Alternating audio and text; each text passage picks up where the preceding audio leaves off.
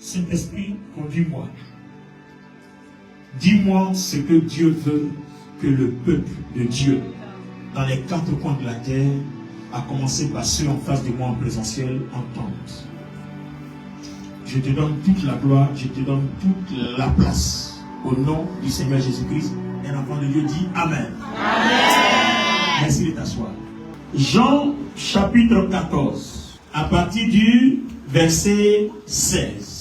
Et moi, je prierai le Père, je demanderai au Père, et il vous donnera de vous donner un autre consolateur, un autre défenseur en justice, afin qu'il demeure reste éternellement avec vous. Pour toujours avec vous. Remonte au verset 12. En vérité, vraiment, je vous l'assure, je vous le dis, celui qui croit en moi fera aussi les œuvres que je fais, accomplira les œuvres que je fais, et il en fera de plus grandes, parce que je m'en vais au Père. Parce que je vais auprès du Père. Verset 13. Et tout ce que vous demanderez en mon nom, quoi que ce soit que vous demandiez en mon nom, je le ferai, je le réaliserai, afin que le Père soit glorifié pour dans le que la Fils. gloire du Père soit manifestée par le Fils. Amen. Célébrez Dieu avec moi. Célébrez Dieu avec moi.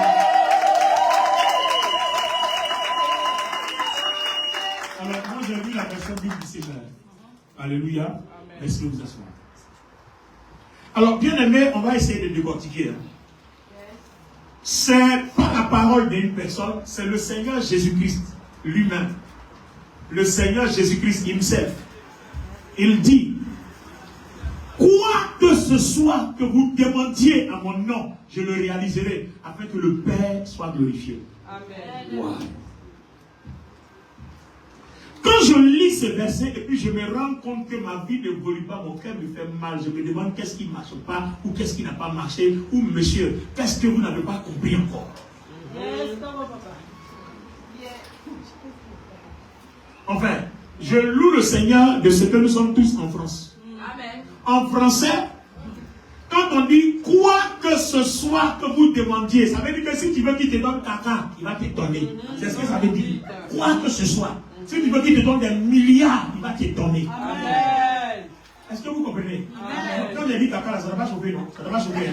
Parce que je l'ai dit cru pour que tu sois choqué pour la compréhension du verset. Amen. On dit quoi que ce soit. C'est-à-dire si tu lui demandes de tuer un homme, il va le faire. Yes.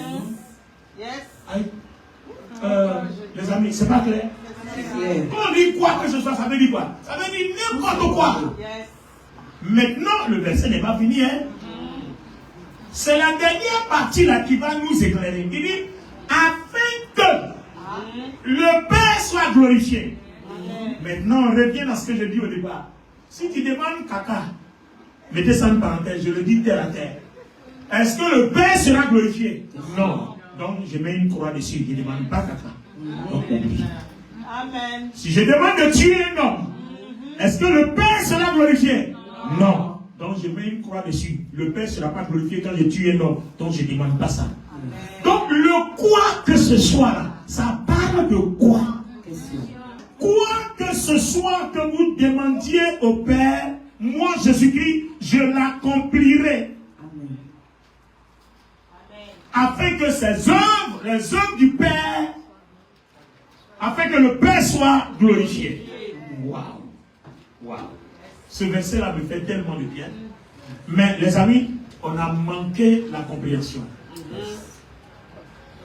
Donc, quoi que vous demandiez, donc on a compris que il y a un verset qui arrive qui parle du Père qui doit être glorifié.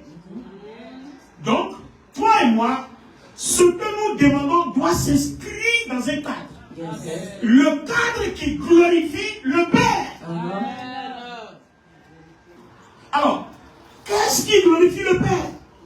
Si je pose une question à l'église, si je pose une question à quelqu'un, qu'est-ce qui glorifie le Père? Vous allez me dire quoi? Si j'ai une maison, Dieu sera glorifié. Alors, regardez bien. Il dit quoi que. Mais il faut que le Père soit glorifié. Le Père soit glorifié. Si tu voles quelqu'un, tu diras, Seigneur, je veux voler. Mais est-ce que le Père est glorifié? Non. Donc ne vole pas. Tu as vu une femme qui est la femme de quelqu'un. Est-ce que le Père est glorifié? Tu ne peux pas lui demander ça. Donc ce n'est pas une bonne prière. Tu aimes le mari de quelqu'un, il est déjà occupé. Est-ce que le Père sera glorifié? Non. Donc ça ne fonctionne pas. Donc qu'est-ce qui va glorifier le Père? Voilà toute la question. Et là encore, on a échoué sur ce qui glorifie le Père. La Bible nous dit clairement que on ne peut pas glorifier le Père sans celui qui connaît le Père et qui est capable de nous dire ce qui peut plaire au Père. Yes, Colossiens 2, le verset 11. Qui peut connaître le Père et les secrets du Père? C'est l'Esprit de Dieu qui sonde le cœur du Père et qui connaît les profondeurs du Père. C'est lui qui peut révéler à quelqu'un ce qui peut plaire au Père. Amen. Est-ce que quelqu'un a compris ça? Donc, mon frère Richard me demande de reprendre. Je reprends. Je vais reprendre avec un exemple. Voici mon frère Richard, voici son épouse. Gloire à Dieu. Le fils, tiens-toi debout. C'est le premier fils, tiens-toi debout. Toute la famille est réunie au début. Amen. Alors, William demande quelque chose à son papa. La discussion est chaude. Le père n'est pas d'accord. D'accord? Parce que ce que William demande là, le père, quand il analyse, connaissant la vie, étant plus avancé que son fils, il sait que ça ne va pas lui réussir. Yes. Mais le petit insiste. Donc, il faille que William sache ce dont le père, enfin, ce que le père dispose pour lui. Est-ce que vous comprenez? Mais le problème, c'est que le père discute avec qui? Le père parle avec beaucoup d'hommes au dehors, hein, mais il ne parle pas des choses profondes. Mais avec son épouse dans la vie, on parle des choses profondes. Vous voyez? C'est ce que 1 Corinthiens 2, 11 nous dit, que le Saint-Esprit, il connaît les profondeurs de Dieu. Amen. Donc si tu veux savoir ce qui peut faire plaisir à Dieu, attache-toi au Saint-Esprit. Est-ce que tu comprends? Donc, si William passe par sa maman, il va dire, mon fils, depuis ce que tu demandes là, ça ne marche pas. Parce que mon père m'a dit qu'il a un projet pour toi. Il est prêt à financer des milliards pour que tu ailles à l'école à Harvard. Pour avoir un diplôme de telle sorte que quand tu sors, tu as un travail, tu es éligible au travail tout de suite. Amen. Donc si le fils a envie vraiment de faire plaisir au père, envie vraiment de glorifier le père, il va dire d'accord, maman j'ai compris. Eh, merci maman, il fait un bisou, moi. Et puis c'est bon. D'accord? Donc maman maintenant ça va s'asseoir. Maman ça va s'asseoir. Et puis le fils maintenant vient, papa. En tout cas, est-ce que ça te plairait que je sais qu'Harvard c'est cher? Il va faire genre, il ne sait pas quoi. Tu vois, il va faire genre, il ne sait pas quoi. Bon, alors qu'aller à Harvard, c'est beaucoup d'argent. Mais lui, il ne sait pas que le père est prêt à débourser ça pour lui. Mais le Saint-Esprit, la mère, qui connaît les profondeurs du père, lui a filé le secret. Donc, quand j'ai payé que le Saint-Esprit m'a filé le secret, qu'il y ait des oppositions, qu'il n'y ait pas des oppositions, qu'est-ce qu'il fait? Je déclare! Je proclame! Parce que je sais que la porte est disposée. Je n'ai pas peur de demander ce qui est déjà agréé. Donc, Dieu nous dit que avant même que vous me demandiez, je sais ce qu'il vous faut. Ça veut dire que vous êtes exaucés avant même que vous me demandiez. Mais il dit vous ne recevez pas parce que vous demandez pour accomplir vos convoitises, vos volontés. Mais si vous me demandez dans ma volonté, alors sachez que vous l'avez déjà reçu. Amen. Quand je veux parler à Dieu, je m'incline vers le Saint-Esprit et puis il met à mon cœur, demande ça au Père. Amen. Dis ceci, proclame ça. Et je sais que quand ça vient du Saint-Esprit, il est au courant que c'est déjà exaucé. Donc je le fais par la foi, avec assurance que je l'ai déjà reçu. Amen. Quoi que ce soit que vous demanderez à mon nom, je le ferai afin que le Père soit glorifié. Et ça passe par qui? Le Saint-Esprit. C'est pour ça que le Seigneur Jésus dit, n'allez nulle part. Attendez jusqu'à ce que vous ayez le consolateur. Jusqu'à ce que vous ayez reçu le consolateur. Le Saint-Esprit, l'Esprit de vérité. Il vous dira tout ce que vous devez savoir. Il vous dira tout ce que vous devez entendre. Le Saint-Esprit prendra de ce qui est de moi et vous le donnera. Il prendra de ce qui est de moi et vous le donnera.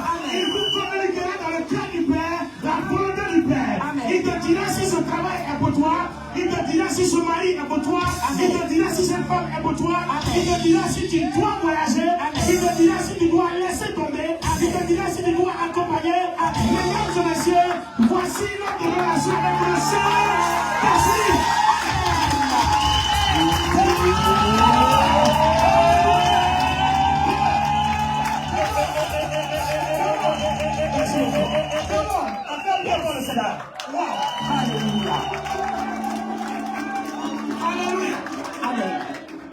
Voici notre relation avec le Saint-Esprit. Nous avions pensé que c'est aujourd'hui là que le Saint-Esprit va descendre. Actes des Apôtres, le chapitre 2 dit, vous recevrez une puissance. Mais attention, on l'a déjà reçu il y a plus de 2000 ans. Donc là, on n'est pas réunis ici à la Pentecôte 2026 pour recevoir ce qu'on a déjà reçu.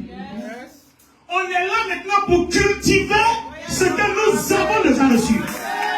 Pour que le Saint-Esprit nous communique la profondeur du cœur de Dieu, à partir desquels nous agissons par la foi. Nous recevons par la foi. À partir desquels nous transcendons par la foi.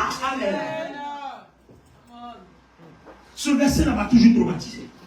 Quoi que vous demandez au Père, à mon nom, le Seigneur Jésus dit, je le ferai.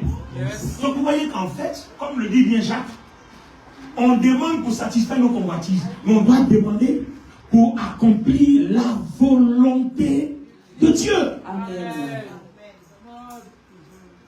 Alors, comment ça va se passer? Vous recevrez une puissance. Le Saint-Esprit survenant sur vous. Et vous serez mes témoins. Qu'est-ce que ça veut dire? Un témoin, il fait quoi? Là, on est dans l'Acte des Apôtres, le chapitre 1. Le verset 8. Vous recevrez une puissance. Le Saint-Esprit va venir en vous et vous serez mes témoins. Ça veut dire que nous sommes des témoins depuis plus de 2000 ans. Amen. Nous devons être des témoins. Un témoin, c'est quoi? Un témoin, c'est quelqu'un qui apporte des preuves déjà produites. Yes. Non.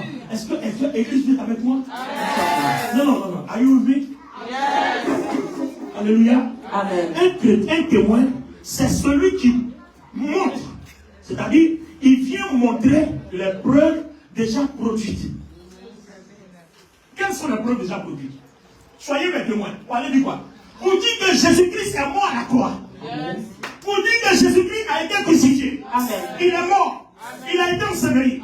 Il est ressuscité. Amen. Il est monté au ciel. Amen. Et c'est par lui que nous allons au Père. Amen. Il est le chemin. Amen. Il est la vérité. Amen. Et il est la vie. Amen. Maintenant, quand tu as fini de dire ça, est-ce que c'est suffisant? Non. Il a parlé son nom. Donc il y a quelqu'un qui va venir qui s'appelle le Saint-Esprit. Il dit, il va me dire, tu ne vas pas parler son nom. Quand il va dire, moi je vais montrer ma puissance pour confirmer que c'est vrai.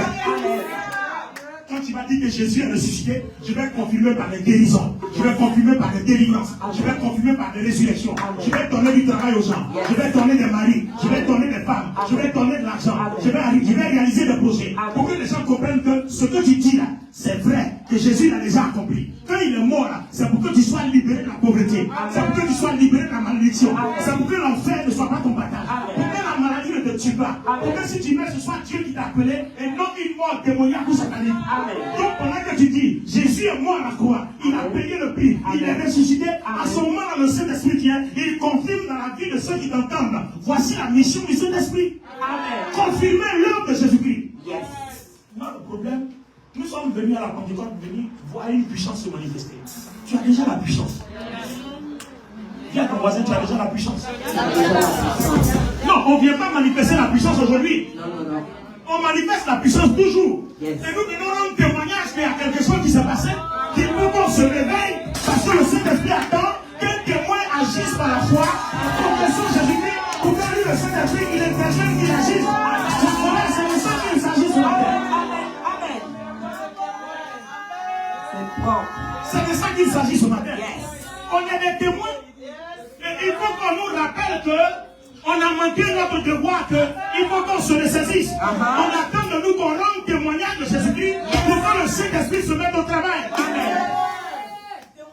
Vous êtes en train de constater que s'il n'y a pas de témoignage, il n'y a pas de manifestation du Saint-Esprit. Non. testimony, no manifestation. Pas de témoignage, pas de manifestation. Alléluia. Amen. Tu dois témoigner. N'aie pas peur de dire à quelqu'un, Jésus-Christ est vivant. Amen. Et s'il te dit, montre-moi la preuve qu'il est vivant, tu dis, Saint-Esprit, Jésus-Christ a dit qu'à travers moi, tu montreras la preuve qu'il est vivant. Yes.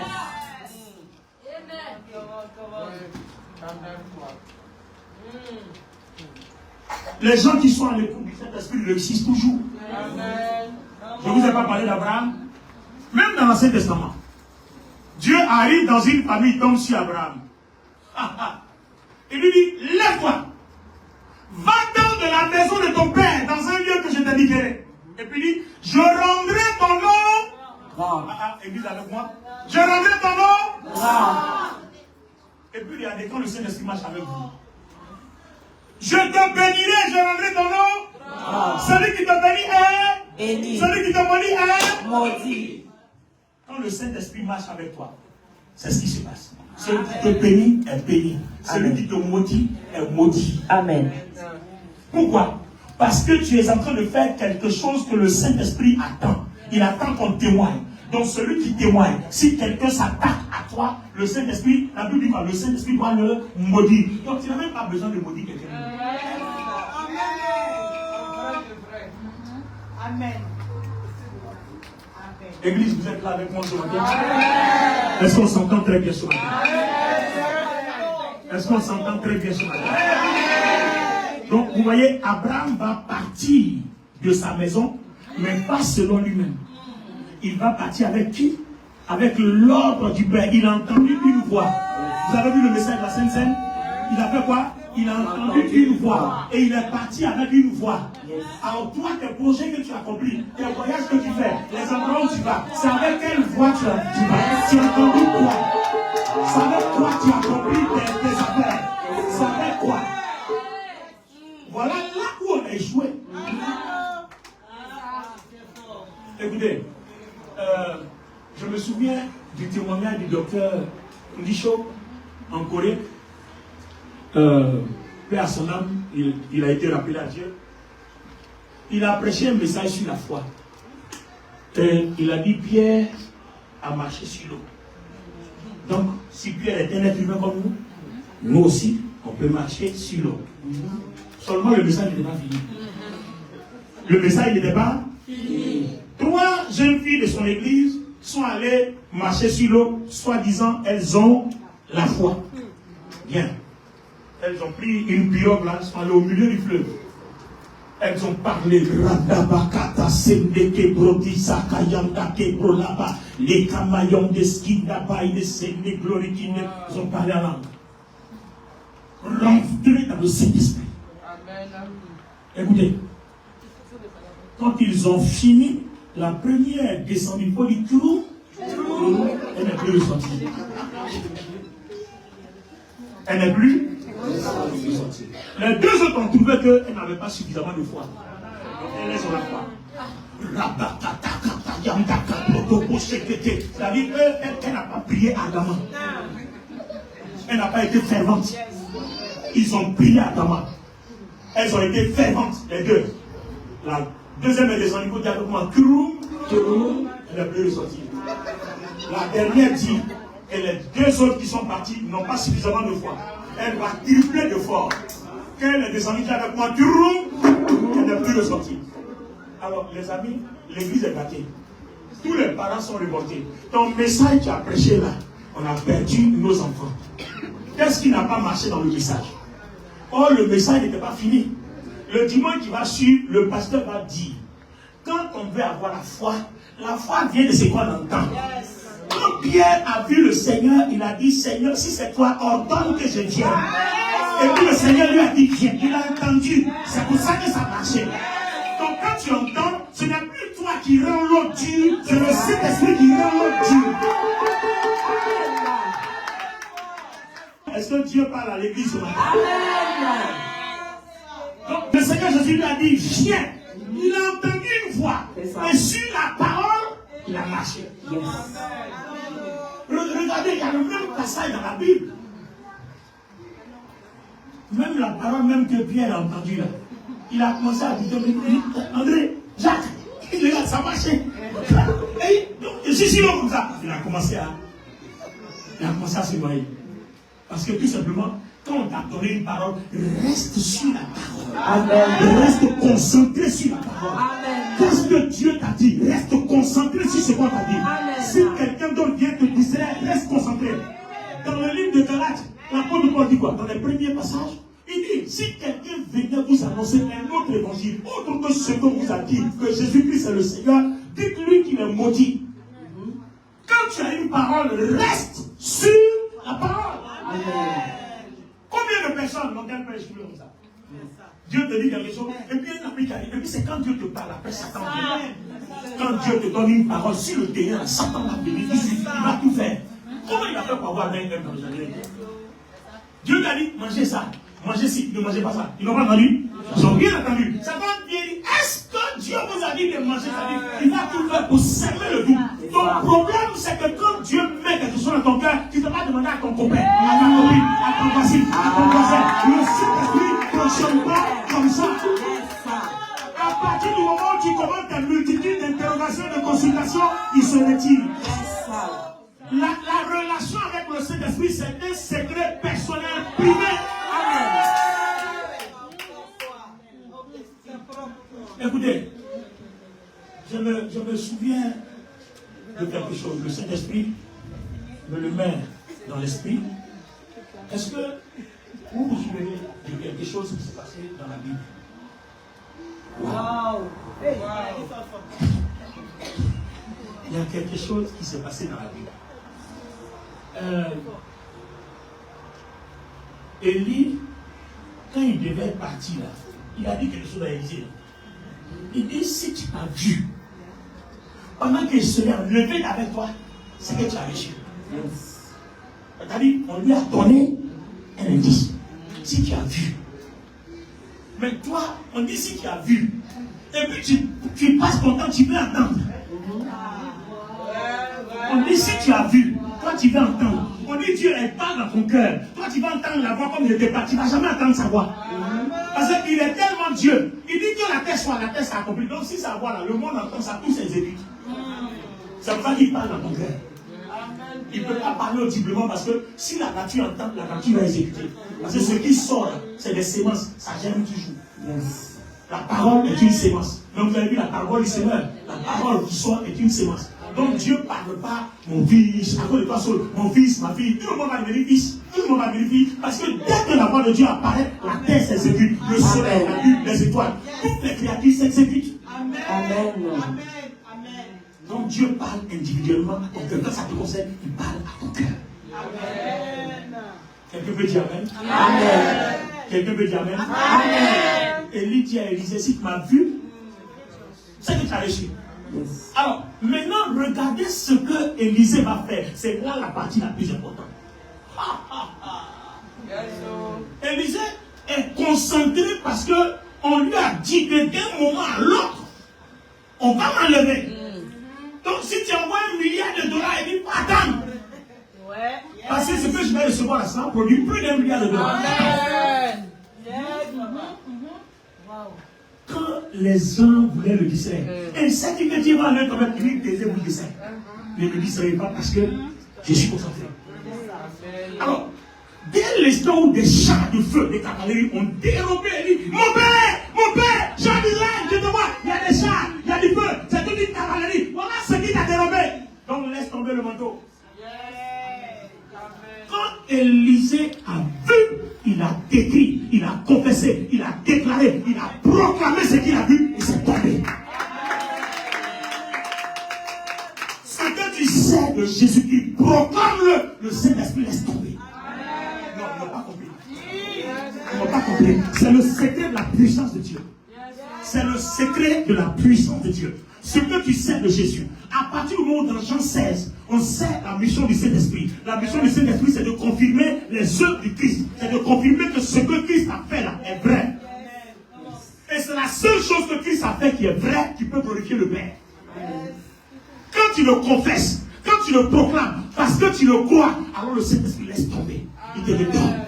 Amen. Donc vous voyez que dans la marche avec le Saint-Esprit, ta bouche est ta prospérité. Ton cœur est la fondation de ta prospérité. Amen. Si tu ne parles jamais, parce que tu doutes dans ton cœur, tu as peur, le Saint-Esprit ne te donnera rien. Donc quand tu dis, si, quoi que ce soit que vous demandez, mais je demande en fait encore. Je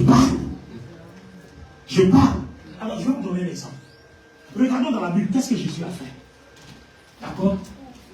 La Bible me dit, dans Romains le chapitre 8, et dans 2 Corinthiens 5, 17, je vais essayer de paraphraser ces versets et puis on va comprendre. Quand je lis la Bible dit, si quelqu'un est en Jésus-Christ, il est une nouvelle créature. Dormez la même bien. Amen. Donc, Colossiens 2, là, quand je lis le verset 12, 14, 15, 12, 13, 14, il me dit que comme j'ai été baptisé en Jésus-Christ, dès qu'on m'a sorti de l'eau, là, Dieu a pris Jésus-Christ ressuscité, là, l'esprit glorieux, là. Jésus-Christ ressuscité glorieux. Alors, je vais vous expliquer Jésus-Christ ressuscité glorieux. Dans Hébreux chapitre 10, le verset 5, la Bible dit quoi? Le Christ, non, lis-nous, c'est trop fort. Après, je vais vous expliquer ce qui suit, et puis c'est là qu'on va proclamer. Lis-nous, Hébreux 10, 5. Écoutez très bien ce qui est ici. C'est pourquoi Christ, entrant dans le monde, dit, tu n'as voulu ni sacrifice, ni offrande, mais tu m'as formé un corps. Tu n'as agréé ni holocauste, ni sacrifice pour le péché. Alors j'ai dit, oui. Voici, je viens pour faire, ô Dieu, ta volonté. Je viens donc pour te glorifier. Point. Amen. Hey, écoutez, le Christ, s'il y a quelqu'un ici qui a fait l'église catholique comme nous avant, peut comprendre ce que je dis. D'accord? Et tu vas comprendre ce que la Bible dit. On dit le Christ en venant. Donc il n'est pas encore venu, et puis on l'appelle le Christ. Donc le Christ n'est pas le fils de Marie. Parce qu'il n'est pas encore venu. Celui qui est le fils de Marie, qui naît qu'on appelle Jésus. Emmanuel, Dieu est avec nous. C'est-à-dire la preuve que Dieu est sur terre, c'est Jésus. Donc le Christ dans le corps de Jésus. Donc Jésus, corps né de Marie, qui est fils de Marie, mais le Christ, fils de Dieu. Donc Jésus, fils de Marie, mais le Christ, fils de Dieu. Dans le corps de Jésus, fils de Marie. La Bible n'est pas claire. Non, la Bible n'est pas claire. Hébreu dit, avant qu'il arrive, le Christ arrive, il dit, tu m'as formé un corps. Donc à quel moment il a été le fils de Marie? Quand il était dans le corps de Jésus. Est-ce que vous comprenez? Quand il était dans le corps de Jésus. Dans le corps de Jésus. Maintenant, quand il est crucifié à la croix, le corps qu'il empruntait à Marie, là, c'est ça qui a été crucifié à la croix. C'est ce corps qui a porté nos péchés. Parce que quand vous lisez Hébreu, Hébreu va dire qu'il fallait qu'il soit homme comme nous, pour être tenté au même niveau comme nous. Comme ça, s'il a pu vaincre les tentations auxquelles nous on est sujet là, il est capable de nous délivrer. Amen. Et c'est ce qu'il a fait. Amen. Il a vécu dans la peau du corps emprunté à Marie, et il a vécu, et maintenant on dit, bon, si quelqu'un se donne à Jésus, Jésus peut le délivrer. Amen.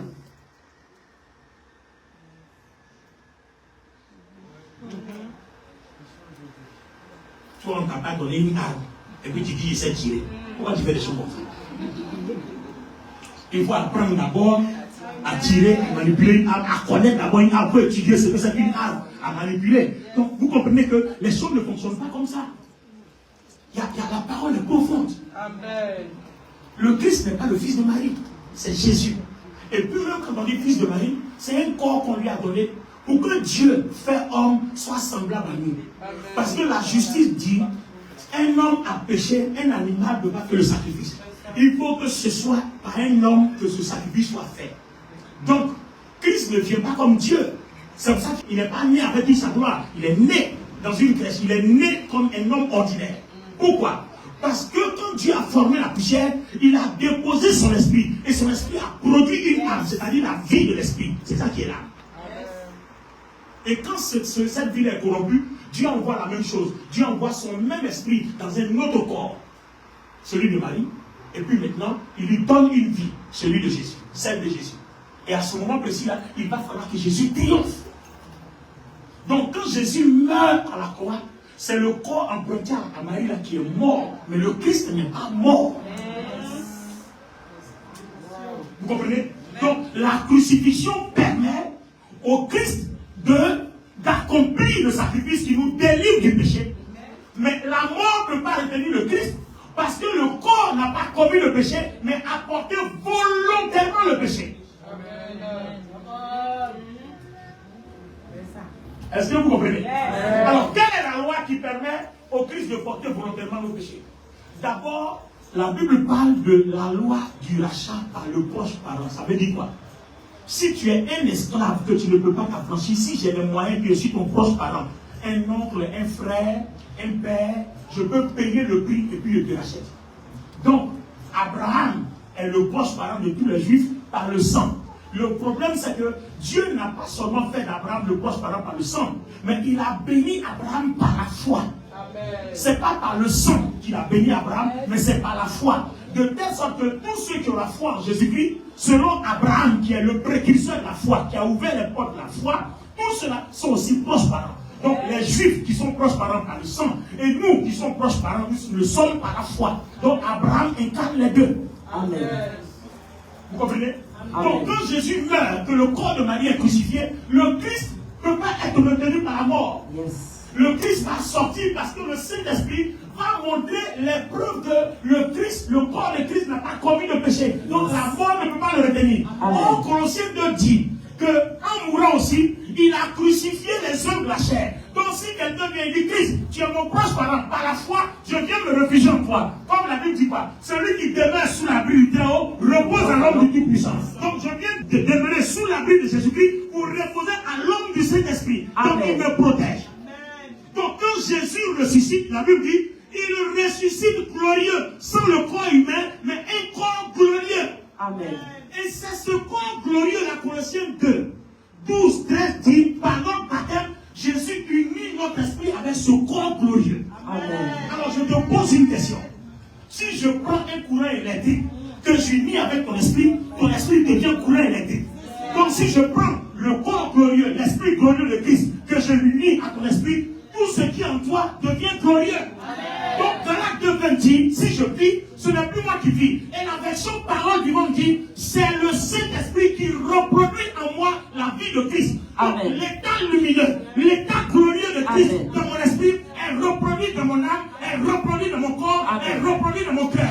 S'il y a une maladie dans mon corps, ce état de vie, de gloire, guérit la maladie. S'il y a un démon, ce état de vie, de gloire, chasse ce démon. C'est pour ça qu'il est important d'être baptisé, d'être unis au Christ et de permettre au Saint-Esprit de nous assainir, de nous purifier par l'union en esprit avec le Christ glorieux, dont la gloire se répand et dans le corps, et dans l'âme, et dans le cœur, et dans l'esprit, et en dehors, et au dehors, dedans, dehors, de l'intérieur à l'extérieur. Amen.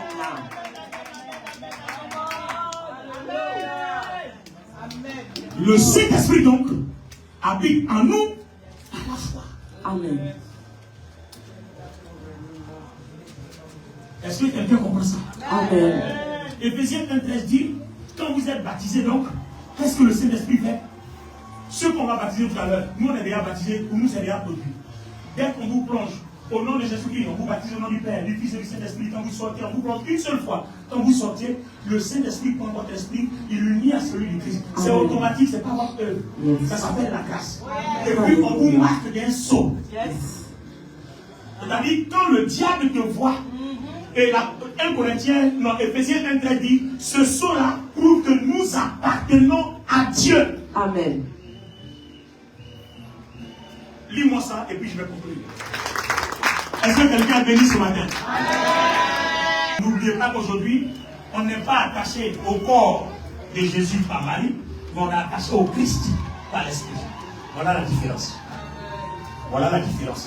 Alors, mes frères catholiques, je n'ai rien contre vous, hein. Pas du tout. Mais c'est la Bible qui doit être expliquée telle qu'on doit te l'expliquer pour que tu sois sauvé. Point. Voilà tout le discours. Le reste là, c'est la causerie humaine. D'accord? Éphésiens 1:13.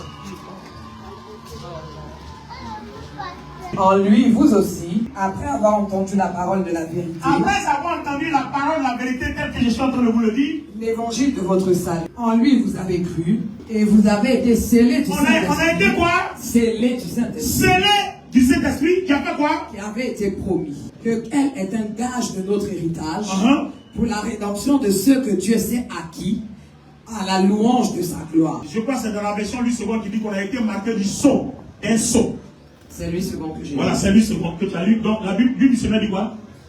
Le Saint-Esprit, quand on est baptisé, il nous a unis au Christ en nous marquant d'un sceau qui est le signe qu'on appartient à Dieu. Amen.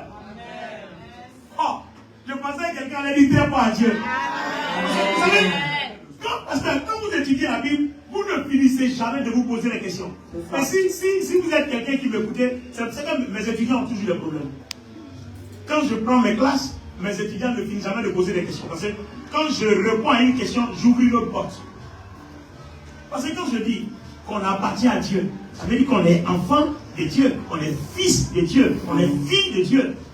Mais quand tu es fille, fils de quelqu'un, tu n'as pas droit à un héritage. Je peux poser une question pour ouvrir une autre porte. Quel est donc ton héritage?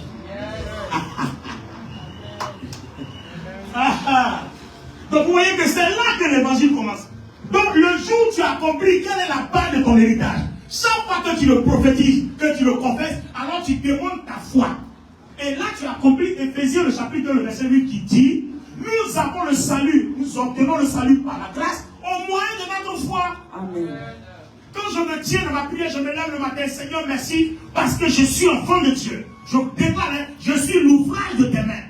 Je n'ai même pas besoin de te dire, donne-moi, mon héritage est déjà prévu. Amen. Et je te loue parce que tous les matins, mon petit déjeuner est prévu. Amen. Quand mon papa qui travaillait à l'époque, quand je me réveille le matin, c'est pas moi qui paye le chocolat ou le Nescafé. Non, c'est déjà payé. Il y a le pain, il y a une servante qui prépare tout ça. Yes. Seigneur, si les hommes savent le faire, c'est pas toi qui ne sais pas le faire. Amen. Tu as dit, si les hommes méchants ne donnent pas du serpent quand on leur demande du poisson, à plus forte raison toi, ne donnera-t-il pas le Saint-Esprit à tous ceux qui te le demandent? Père, je confesse que je suis enfant de Dieu. Amen. Je déclare que cette journée, mes bénédictions sont garanties. Amen. Je déclare par le corps brisé de Jésus-Christ, par son sang versé, que Satan ne peut pas m'attaquer. Parce que Colossiens 2 dit, l'acte dont les odorants me condamnaient, Jésus-Christ qui les a résolus dans le corps que tu as emprunté à Marie. Maintenant je suis uni à toi. Par mon union avec toi, je déclare que mon corps est glorieux. Amen. Si une maladie se trouve dans mon cœur, dans mon cerveau, dans mon corps, je déclare que la puissance de Dieu détruit cette maladie. Amen. Parce que le Saint-Esprit habite mon cœur par la foi. Et je déclare que mon esprit est illuminé à cause de mon union avec le Christ. Amen. Je suis l'épouse du Christ. Nous le monde fait un. Amen. Je déclare que dans mon âme, dans mon esprit, dans mon corps, mes cellules, mes vaisseaux sanguins, les reins, la prostate, le rectum, l'estomac, toute maladie, toute défaillance est régénérée. Parce que la puissance de Dieu habite en moi. Je le proclame et je déclare que je le reçois. Et je dis Amen. Amen. Pendant que vous déclarez comme ça, comme Élisée, le Saint-Esprit se lève maintenant. Et puis il rentre dans l'action, il rentre dans ton corps, il regarde là-bas. Il y a un petit, il y a un peu de graisse qui pousse là-bas, ça peut créer un AVC ou alors une crise cardiaque. Il dégage ça là-bas, il débouche et puis ça marche. Il s'en va dans le cerveau, il s'en va voir. Il n'y a pas un petit filon qui n'est pas là-bas, il prie ça. Et pendant que vous proclamez, il règle ça au fur et à mesure. Et si chaque jour vous le faites, vous resterez en bonne et due forme, en bonne santé. Vous serez plein de vie. Amen. Vos projets seront régénérés. Amen. Dieu va vous ouvrir les portes. Amen. Il vous donnera tout ce qu'il faut. Amen. Le Saint-Esprit est là pour organiser notre vie. Amen. Amen. Je peux poser une autre question qui vous rappelle une fois. Yes. Il organise ça comment? Dimanche prochain.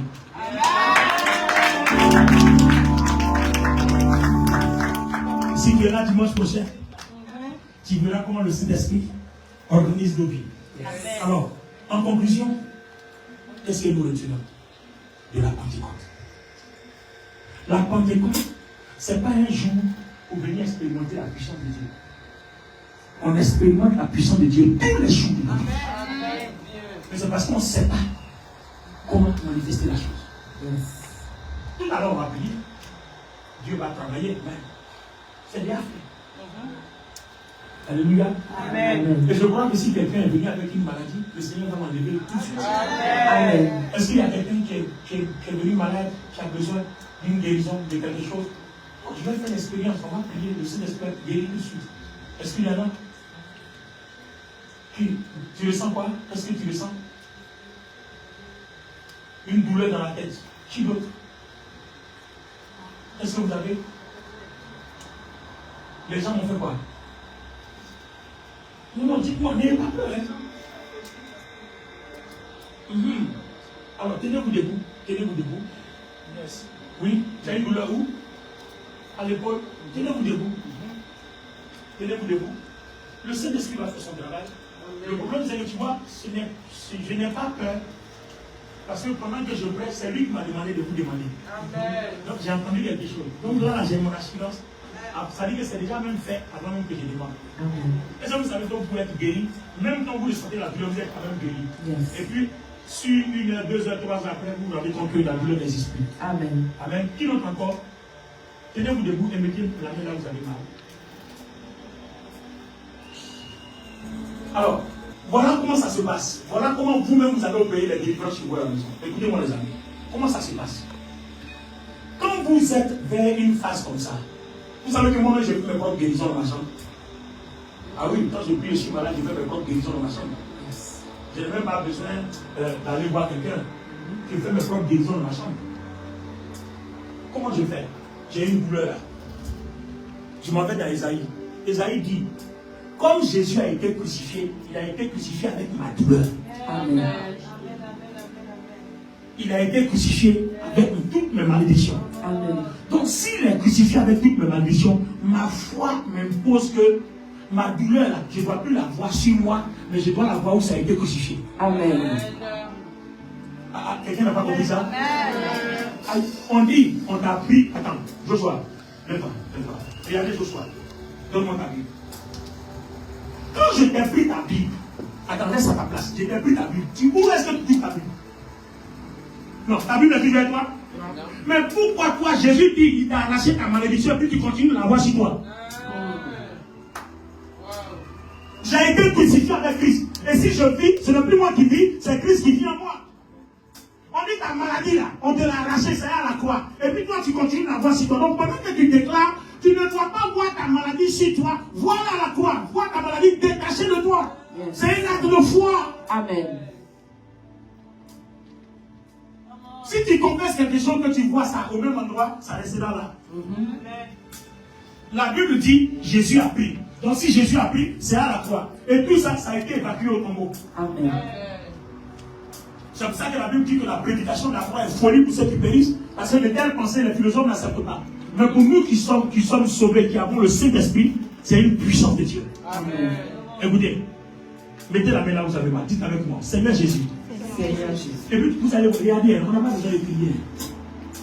Vous allez voir, on va faire ça tout doucement. Doucement. Ce n'est pas par les cris, on dit ce n'est pas par la force. C'est par le Saint-Esprit. On ne va pas crier. Seigneur Jésus. Ta foi, c'est ta foi qui doit crier dans mon cœur. Ce n'est pas ta bouche qui doit crier. Seigneur Jésus. Ésaïe 53 dit que par tes meurtrissures, je suis guéri. Ce mal-là, je ne le vois plus sur moi. Il est à la croix. Et pendant ce temps, il y a dans l'imagination de tes pensées, voir la croix. Imagine. Un jour, je vais vous donner un enseignement sur les imaginations spirituelles. Peut-être même que dimanche prochain, j'en parlerai. Venez dimanche prochain, je vais parler des imaginations. Nos pensées, nos imaginations sont terribles, sont dangereuses. Faites venir les deux pasteurs ici. Alors, dis-nous. Comment tu as eu ce mal? Depuis combien de temps? Combien? 3 jours, ok. J'étais en train de descendre les volets. J'ai senti une douleur. Waouh! Jusque-là. Wow. Et j'ai prié, j'ai dit à ma mère, maman, je suis en train de descendre les volets et voilà ce qui m'arrive.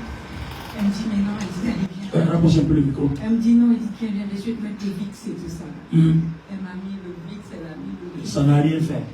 Je me suis dit, bon, je prends le Doliprane. Le Doliprane n'a rien fait. Le VIX n'a rien fait. Je me suis dit, non. Moi, je me mets sur Zoom. Dimanche, je dois aller à l'église. Amen. Mais pourquoi moi, mon bras ne peut plus bouger? Pourquoi j'ai mal partout? J'ai dit non. Et je disais, si je continue, je reste à la maison. j'irai pas dimanche à l'église.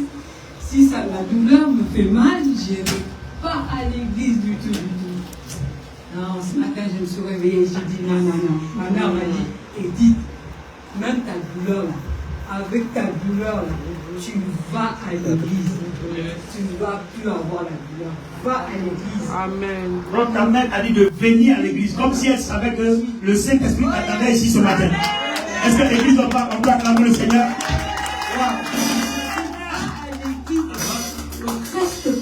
Ne reste pas à la maison. Elle a insisté ce matin à 7h, mon réveil a sonné, elle était debout, elle a frappé à ma porte.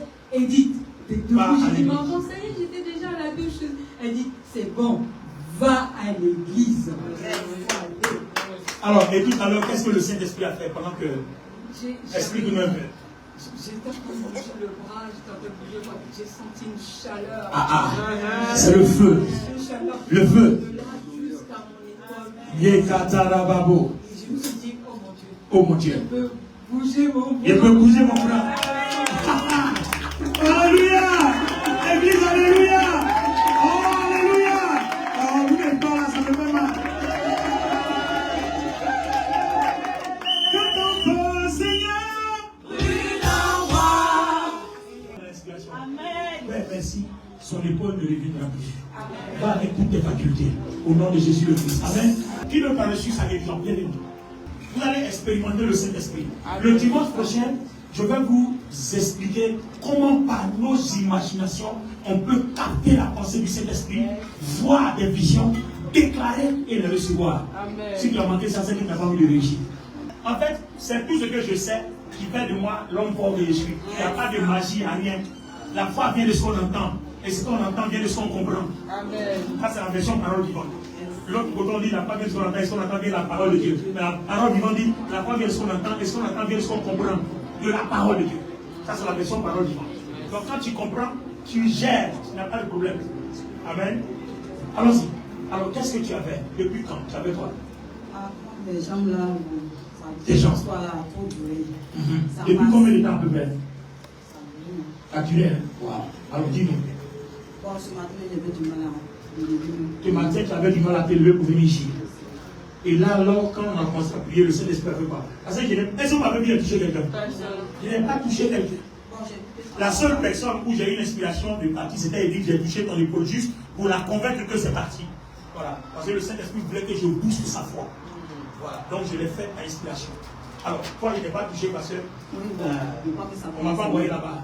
Où on t'envoie là? C'est là-bas que tu vas. C'est quand on te dit là, c'est ce que tu fais. Si on ne t'a pas envoyé, tu ne vas pas. On t'a rien dit, tu ne dis rien. Alors dis-nous. Ça commence à me vraiment mal.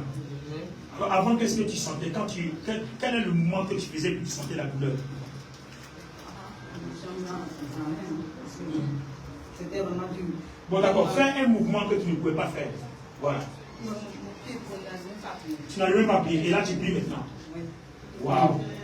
Waouh. Et là, tu sens pas. Là, ça va. Oh, est-ce qu'on peut acclamer le Seigneur? Est-ce qu'on peut acclamer le Seigneur? Est-ce qu'on peut acclamer le Seigneur?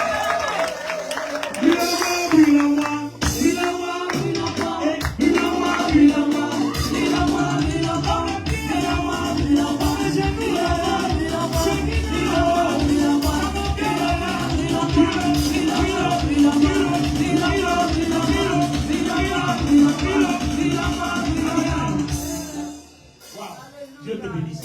Père, merci. Ce mal ne viendra plus. Peu importe ce qui est à l'origine, Saint-Esprit, merci de t'en charger. Au nom du Seigneur Jésus-Christ, et je dis Amen. Amen. Voilà. Je peux prendre une dernière personne, sinon la preuve est bien suffisante pour moi. Amen. Donc, voyez que le Saint-Esprit, c'est ce qu'il fait. On a fait quoi? On a confessé Christ. Et le Saint-Esprit a fait. Donc, là où Christ n'est pas confessé, le Saint-Esprit ne travaille pas. Si vous confessez vos propres besoins, le Saint-Esprit ne va pas agir. Donc je crois qu'on a pu expliquer le verset qui dit quoi que ce soit que vous demanderez en mon nom. C'est-à-dire, il faut le demander en mon nom, mais quoi? C'est-à-dire selon mes œuvres. Quand il dit en mon nom, c'est-à-dire demander selon ma volonté, selon mes œuvres. selon le Saint-Esprit qui vous conduit. Parce que dans Jean 16, Jésus dit, le Saint-Esprit va prendre ce qui est de moi et puis il vous donne. Amen. Donc vous demandez à mon nom. Or, celui qui prend ce qui est du nom de Jésus pour nous donner s'appelle le Saint-Esprit. Ça veut dire que si vous faites la volonté du Saint-Esprit, tout ce qui est de moi, vous l'aurez. Quoi que vous demandez à ma volonté, vous l'aurez. Amen. Galates 5, 25 dit, si c'est le Saint-Esprit qui nous donne ce que Dieu veut qu'on ait, alors faisons la volonté du Saint-Esprit. Galates chapitre 5, verset 25, la version Bible dit cela. Amen. Alléluia. Alors, mes amis, mesdames et messieurs, est-ce que quelqu'un a compris pourquoi il y a une Pentecôte aujourd'hui? Amen. Est-ce que quelqu'un comprend pourquoi il y a une Pentecôte aujourd'hui? Alléluia. Alors, avant qu'on passe à l'ordination, je voudrais demander, est-ce que quelqu'un a été béni? Amen.